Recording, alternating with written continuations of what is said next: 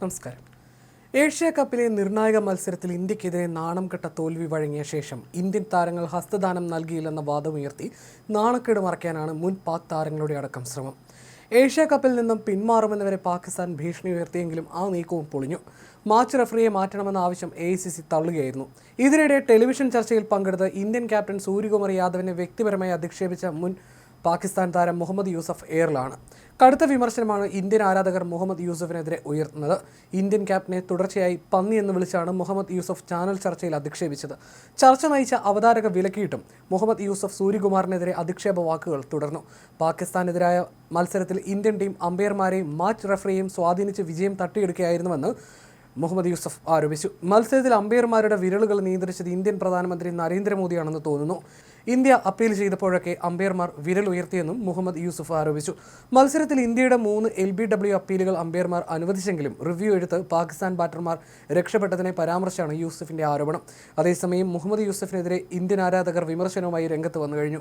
മതം മാറിയ വ്യക്തി പാകിസ്ഥാനോടുള്ള കൂറ് പ്രകടിപ്പിക്കാൻ വളരെയധികം ശ്രമിക്കുന്നു. പാകിസ്ഥാനിലെ സഹതാരങ്ങളോടുള്ള ഭയം കാരണം യൂസഫ് യോഹാന മതം മാറുകയായിരുന്നു എന്നിങ്ങനെ പോകുന്നു കമന്റുകൾ.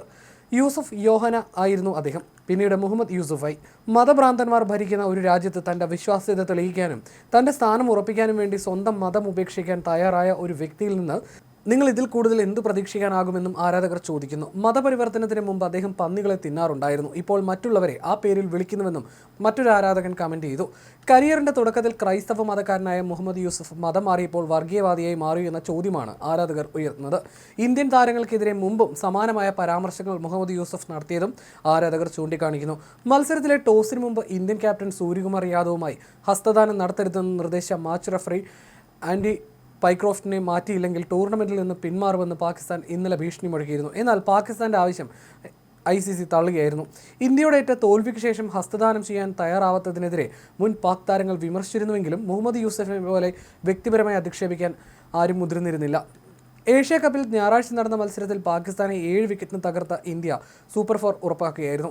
ആദ്യം ബാറ്റ് ചെയ്ത പാകിസ്ഥാൻ ഉയർത്തിയ 128 റൺസ് വിജയലക്ഷ്യം 25 പന്തും 7 വിക്കറ്റും ബാക്കി നിർത്തിയാണ് ഇന്ത്യ അടിച്ചെടുത്തത്. 7 പന്തിൽ 10 റൺസ് എടുത്ത ശുഭ്മാൻ ഗിൽ, 13 പന്തിൽ 31 റൺസ് അടിച്ച അഭിഷേക് ശർമ്മ, 31 പന്തിൽ 31 റൺസ് എടുത്ത തിലക് വർമ്മ എന്നിവരുടെ വിക്കറ്റുകളാണ് ഇന്ത്യക്ക് നഷ്ടമായത്.